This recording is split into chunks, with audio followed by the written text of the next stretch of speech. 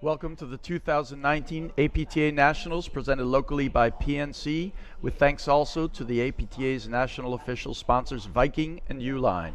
We are live from the Fox Chapel Racket Club in Pittsburgh on the APTA network presented by eNet Live. I'm Brad Easterbrook alongside Hall of Famer Patty Hogan, my partner, bringing you the men's semifinal round match between the number 2 seeds of Arraya and Parsons and the number 6 seeds of Scott Kahler and Brian Compton. And Patty, let's take a look at our players. We're looking forward to an amazing day of paddle out here. Brad, this is going to be great. We have a great matchup with our local pro host, director of this event, Scott Kahler, and he's teamed up with Brian Compton from Chicago, Illinois. They come up against Juan Arraya. Juan's the director of racket sports, Greenwich Country Club, Greenwich, Connecticut, paired up with Mark Parsons.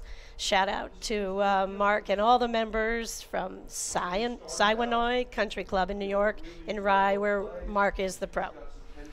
Yep. So the players aren't on the court right now, and the reason for that is, but there is an umpire in the chair, is the courts were a little wet. We had a lot of rain last night, so they're finishing drying them off, and the players got a couple extra minutes. You can see, I believe that's Scott Kahler actually sitting there on the ground to get ready. So they're all right there, and that's Juan Arraya sneaking in and doing a little shoulder stretch. So we're getting a slightly later start than we would normally. So why don't we take a quick look at the draw and see how these players got there. All right, so you see right there, you know, we're talking about for our match, we're on the bottom half of the draw here. Compton and Kahler just played a great match against Rose and Rose, winning 6-4, 7-5. Had the pleasure to call that, and they looked really good. And Arraya and Parsons had a tough match against Anderson and Bostrom, who had a really good strategy against them. But then they pulled it out, winning 6-love, 6-3 in the next 2 sets. But the interesting thing about this is Scott Kahler has beaten Arraya twice this year. He and Brian Kahler and Compton beat Arraya and Max Lepever at Midwesterns in the final there, but Scott Kahler has never beaten Juan Arraya and Mark Parsons. So that'll be the interesting twist here. Right, Brad, and I think Compton Kahler are a totally competent team. I mean, they came into their own this year, and I saw them play at the Midwesterns, and we were both out there in Cincinnati, and I was so impressed with Brian Compton's play. I knew the caliber of Kahler's play. And, you know, some players team up, and it's sort of this magical thing that the team forms. You know, the sum of the 2 players is far greater than the individual parts. And I would say that's what I saw the first time I saw Compton and Kahler play. I thought they were the real deal, and they, you know, took these guys out in the finals of Cincy. And I have a lot of confidence in their abilities. Brian's getting a lot of support from his Chicago friends. He said he got lots of well wishes, Brad, and emails and stuff. And, you know, he's the one who hasn't been in the big stage yet.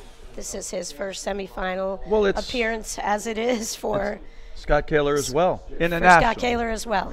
In a national tournament, right. And for the both of them, that's the interesting question. Do you think, okay, it's the first semifinal in the Nationals for Kahler and Compton. Kahler's been to the quarterfinals before. For Compton, this is, you know, just kind of right out of the blue. He burst onto it all this year. But Kahler and Compton, they won Cleveland Masters. They won the Midwesters. They did lose at Short Hills to McNerney and Broderick. But they pretty much have a pretty good record on the year. And there isn't anything, you could say, well, we'll see how they react to the moment. But there isn't anything I've seen out of Compton at all that makes me believe that he's just not a cool customer out there. Yeah, I'm really impressed with the poise that he has. He hasn't been around playing at the high levels for that long, Brad. But I talked to those guys just briefly inside, and, you know, they seem ready. They are, you know, they're not just happy they were in the semifinal. They're here to win it.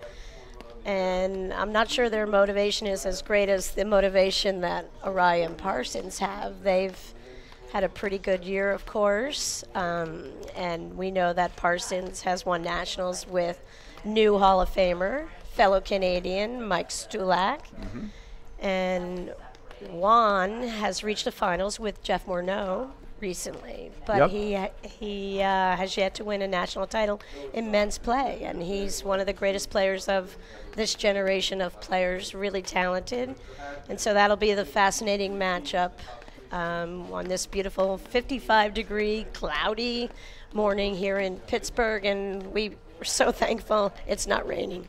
Yeah, it seemed like all the weather passed, and it says there the pressure's on the rise, so that's a good thing.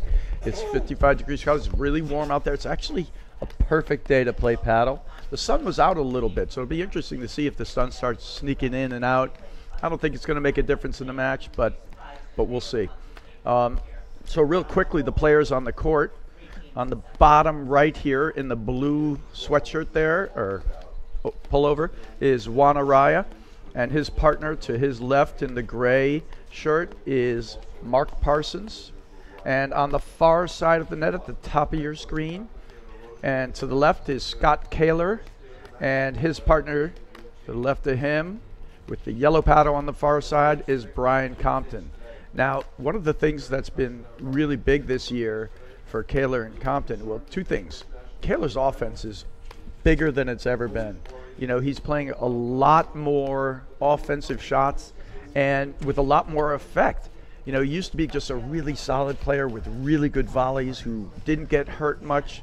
Now he's also hurting the other team more than he ever has before with his offensive shots. And Brian Compton, he can hit the ball off both wings, both the forehand and the backhand.